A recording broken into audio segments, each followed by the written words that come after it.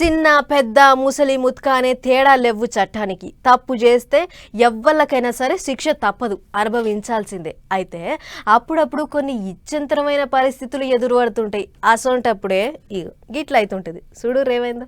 ఓ ఓ మెల్లగా మెల్లగా లేపుండ్రే కాకలు, ముసలోడి పిడాత పిక్కు మనగల.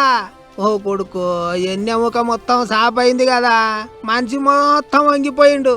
రెక్కల బలం లేదు, కాళ్ళ సత్తువ లేదు. పెద్ద దవాఖాన కొండపోయి 4-5 గులుకోజులు ఎక్కిస్తారు కావచ్చు అనుకునేరు. ఈ ముచ్చట దవాఖాన కొండపోతున్న ముచ్చట కాదు, జైలుకు పోయే ముచ్చట. ఇప్పుడు అంటే గిట్ల ఈడు మీద పడి చేత కాకుండా అయ్యిండు గాని, ఓ 34 ఏళ్ల కిందకి దీపురాయ్ అనే ముసలోడు అంటే కయ్యానికి కాలు దువ్వేదట. అట్లా అప్పుడెప్పుడో 1992లో ఈ ముసలోడు ఇంతమంది కలిసి తుపాకీతో ఓ మనిషి జీవి తీయనికే చూసిండ్రాట. అప్పుడు నమోదయింది పెద్ద మనిషి మీద హత్యాయత్నం కేసు. గా కేసులోనే 34 ఏళ్ల సంది కారవాయి నడిచింది. ఆఖరికి తాతకు 85 ఏండ్లు వచ్చినాక ఇప్పుడు తీర్పు వచ్చింది.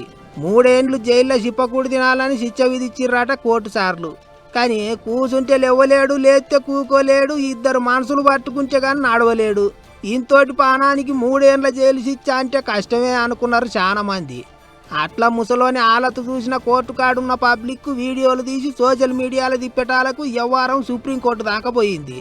పెద్ద కోర్టు సార్లు ముసలోని కేసును సుమోటో లెక్క తీసుకొని అసలు ఏం కథ ఏందని విచారణ చేయాలని చూసిండ్రాట. కానీ అంతల్నే కింది కోర్టు పెద్ద మనిషికి బెయిల్ ఇచ్చిందాట. మళ్ళోసారి అప్పీల్ చేసుకోమని చెప్పిండ్రాట.